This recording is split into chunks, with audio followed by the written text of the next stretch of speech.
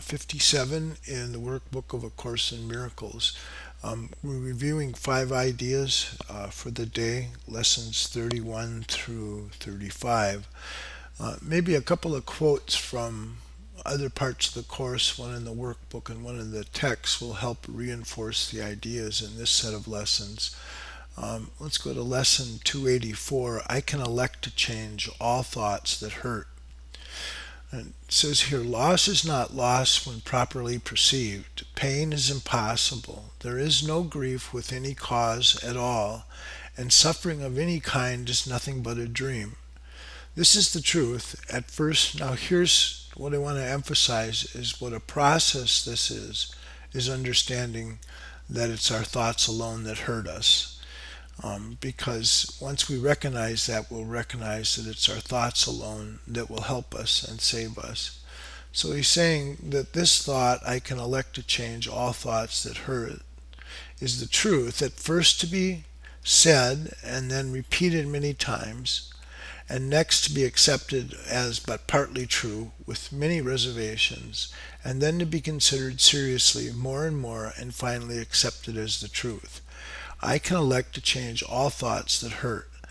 So in this lesson today, it's saying we would go beyond these words today, past all reservations, and arrive at full acceptance of the truth in them.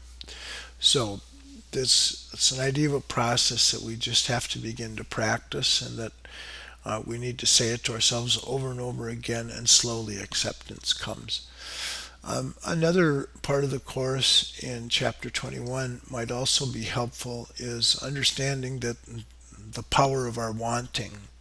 And in this couple paragraphs here in chapter 21, section 2, it talks about giving the power of decision over to the Holy Spirit, to have the Holy Spirit decide for us, to bring us into the holy instant. And this is our gift to Him, and He gives this gift of the holy instant to us. And it says, begrudge not this little offering, withhold it, and you keep the world as now you see it. Give it away, and everything you see goes with it. Never was so much given for so little. In the holy instant is this exchange effected and maintained. Here is the world you do not want brought to the one you do, and here the one you do want is given you because you want it. Yet for this, the power of your wanting must first be recognized. You must accept its strength and not its weakness. You must perceive that what is strong enough to make a world can let it go and can accept correction if it's willing to see that it was wrong. So recognizing the power of our thoughts and the power of our wanting is key to this process, to making this change into what the Course is calling the real world, which is a world that we perceive through the eyes of love. So these set of lessons here, I'm not the victim of the world I see. One thing that you'll notice in all of these lessons in the workbook is it's as though the Course is putting words in our mouths. Notice that we speak these from the first person, from ourselves. I am not the victim of the world I see. How can I be the victim of the world? This is what part of the process of what the Course says is thinking along the lines that the text sets forth, thinking with God instead of the ego. That's what thinking with God and being with God's will is, being with our will and ourself. So we need to take these and personalize them and speak from the first person in this. So, okay, I'm not the victim of the world that I see. It's a question of you can leave it simply by wanting to do so. I can leave it simply by walking out. That nothing holds me in this world. There's really no power greater than your wanting and your thoughts. And again, this is a process that we have to practice and then actually see results, to see how changing our wants and our desires and our thinking changes our experience. So only my wish to stay keeps me prisoner. I would give up my insane wishes and walk into the sunlight at last.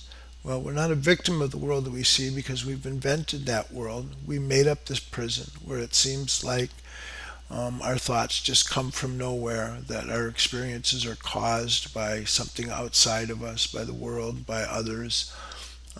But we need to see that it's a prison that we've made for ourselves. And if we recognize this, we will be free. We've been deluded into believing we can imprison ourselves, and that it's mistaken, and that we must be free because that is how God created us.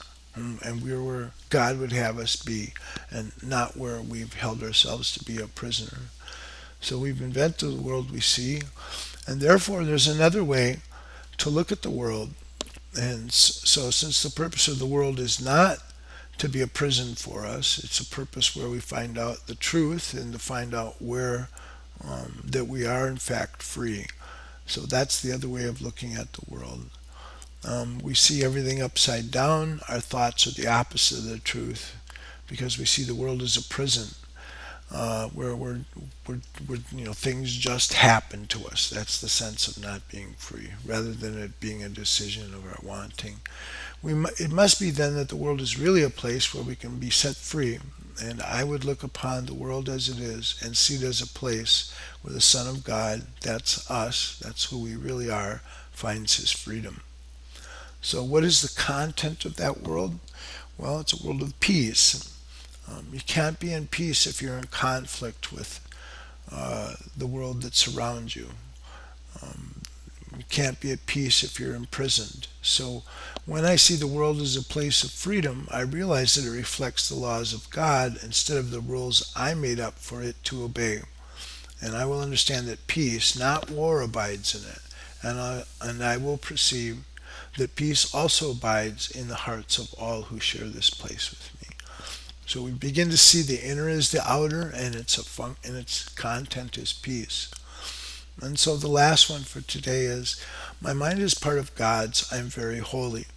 So as I share the peace of the world with my brothers, I begin to understand that this peace comes from deep within myself. The world I look upon has taken on the light of forgiveness and shines forgiveness back to me. So by seeing it on the outside, we eventually realize that it must come from deep inside ourselves. The world I look upon has taken on the light of forgiveness and shines forgiveness back at me. In this light, I begin to see my illusions about myself. In this light, I begin to see what my illusions about myself kept hidden, which is that light of forgiveness. That's what we're trying to hide by this image of ourselves. We're trying to hide that light of forgiveness that will shine the truth upon us. And then I began to understand the holiness of all living things, including myself, and their oneness with me. So remember to practice in the morning and the evening, to do all of them, read through all of them once in the morning, and then in the evening, practice each one at least once. Practice as often as you can, and if one of the lessons or two of them stand out at you, focus on that one, and that will serve you well. All right, thank you very much.